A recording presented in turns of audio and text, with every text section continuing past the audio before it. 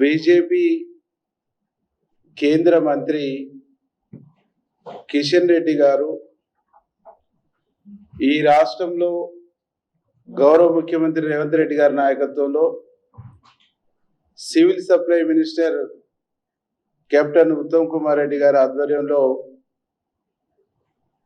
వడ్ల కొనుగోలు ప్రక్రియ వేగంగా జరుగుతున్నటువంటి ఒక తరుణంలో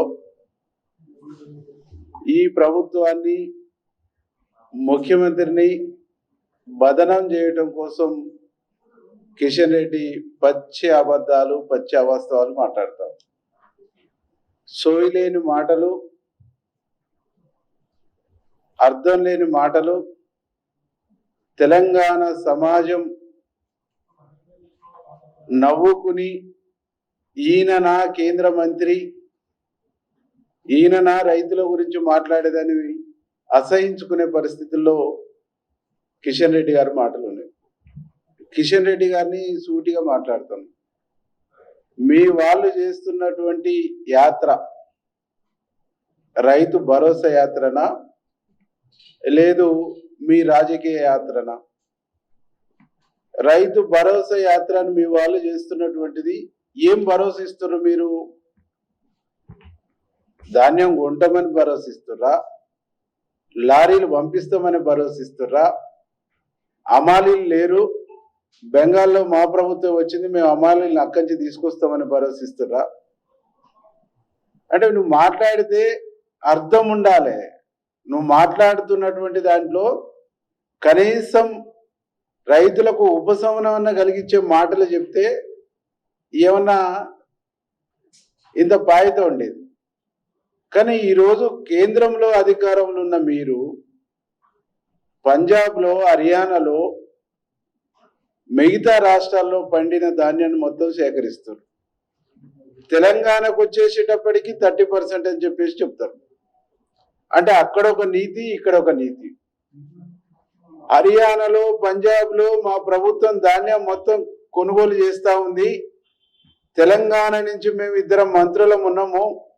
తెలంగాణ ధాన్యాన్ని మోడీని ఒప్పించి కొనిచ్చే బాధ్యత మాది అని చెప్పేసి మీరు చెప్తే తెలంగాణ రైతాంగం ఏమన్నా మిమ్మల్ని క్షమించడానికి, మీ మాటలు వినడానికి ఏమన్నా ఆలకించేది.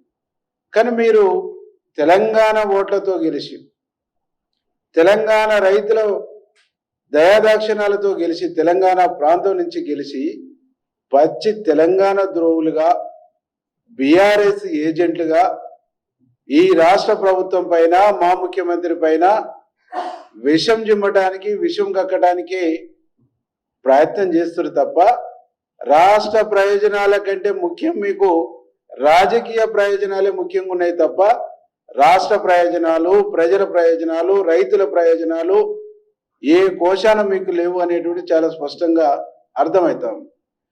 కిషన్ రెడ్డి గారు,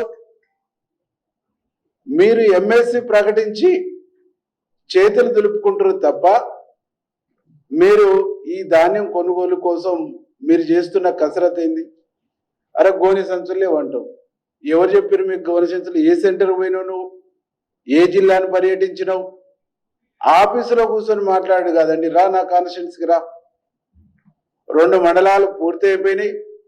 ప్రజలు మా ముఖ్యమంత్రికి నీరాజనాలు పెట్టి ఫలాభిషేకాలు చేస్తూ ఉన్నారు. ఇంకొక 2 మండలాలు 2 రోజుల్లో కంప్లీట్ కాబోతా ఉన్నాయి. ఇంకొక మండలం 3 రోజుల్లో కంప్లీట్ కాబోతా ఉంది. వేగంగా ధాన్యం కొంటా ఉన్నాం, వేగంగా ధాన్యం కొనుగోలు జరుగుతూ ఉంది. రికార్డు స్థాయిలో ధాన్యాన్ని ఇప్పటికి కొనుగోలు చేసినాము. రికార్డు స్థాయిలో క్రాప్ వచ్చింది. రికార్డు స్థాయిలో వచ్చినటువంటి క్రాప్ను ప్రతి ధాన్యం గింజను కొనడానికి ప్రభుత్వం ఒక ప్రణాళికబద్ధంగా ముందుకు పోతా ఉంది. కానీ మీరు ఈరోజు మా ప్రభుత్వాన్ని, మా ముఖ్యమంత్రిని, మా సివిల్ సప్లై డిపార్ట్మెంట్ని అవమానించే పద్ధతుల్లో మీ మాటలు ఉన్నాయి. కాబట్టి ఈ రాష్ట్ర రైతాంగానికి మేము విజ్ఞప్తి చేస్తా ఉన్నాం. గతంలో బీఆర్ఎస్ వాళ్ళు మిల్లర్స్తో కుమ్మక్కై అనేక అక్రమాలను, అవకతవకలను, అనేక రకాల దందాలకు పాల్పడితే వాళ్ళందరినీ రికవర్ చేసి వారి వారి నేరాన్ని పట్టేసి అరెస్టులు చేసి కేసులు పెట్టి వాళ్ళ ఆస్తుల్ని డిపార్ట్మెంట్ అటాచ్ చేసుకొని ప్రభుత్వం యొక్క ఖజానాని రైతుల యొక్క సొమ్ముని కాపాడేటువంటి ఒక ప్రయత్నాన్ని మా ప్రభుత్వం చేస్తాం. ఈరోజు మీరేం మాట్లాడుతున్నారు? మిల్లర్లతో కుమ్మక్కైన బీఆర్ఎస్ను ప్రశ్నించేది పోయి మిల్లర్లు బీఆర్ఎస్ నాయకులు కుమ్మక్కై చేస్తున్నటువంటి దోపిడీని, దొంగతనాన్ని లాగి వాళ్ళు మెక్కినటువంటి సొమ్మును గొంజుకొచ్చి ప్రభుత్వ ఖజానాలో జమ చేస్తున్నటువంటి మా ప్రభుత్వం పైన నువ్వు మాట్లాడటం అంటే ఇలా దయ్యాలు వేదాలు వల్లించినట్టుగా ఉన్నాయి. కిషన్ రెడ్డి గారు, నీతో నీ పార్టీతో ఈ రాష్ట్రానికి ఏమీ కాదు. నీతో నీ బీజేపీ ప్రభుత్వంతో ఈ రాష్ట్ర రైతాంగానికి వనగురేది లేదు, ఈ రాష్ట్ర ప్రజలకు వనగురేది లేదు, ఈ రాష్ట్రానికి మీరు ఏం చేసేది లేదు, ఏం తెచ్చేది లేదు. అసలు ఢిల్లీలో మీ ముఖమే చెల్లుబాటు కాదు. మోడీ మీ మాట వినే పరిస్థితులు లేడు.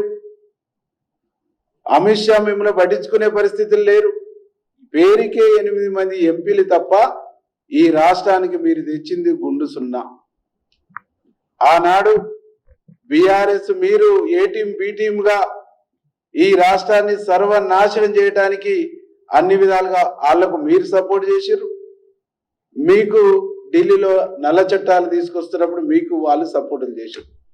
మీరిద్దరు తోడు దొంగలై తెలంగాణ రాష్ట్ర అన్ని వ్యవస్థలను ధ్వంసం చేసి ఇవాళ తెలంగాణ రాష్ట్రాన్ని ఒక గందరగోళమైనటువంటి పరిస్థితులకు నెట్టింది. ఆ పరిస్థితుల నుంచి ఈ రాష్ట్రాన్ని చక్కదిద్ది ఒక సరైనటువంటి ప్రణాళికబద్ధంగా ధాన్యాన్ని కొనుగోలు చేస్తూ ఉంటే ఇవాళ రైతుల మెదడులో మీరు విషయాన్ని నింపడానికి బీఆర్ఎస్ ఒకవైపు, మీరు ఒకవైపు విష బీజాలు నాటడానికి ప్రయత్నం చేస్తూ ఉంది.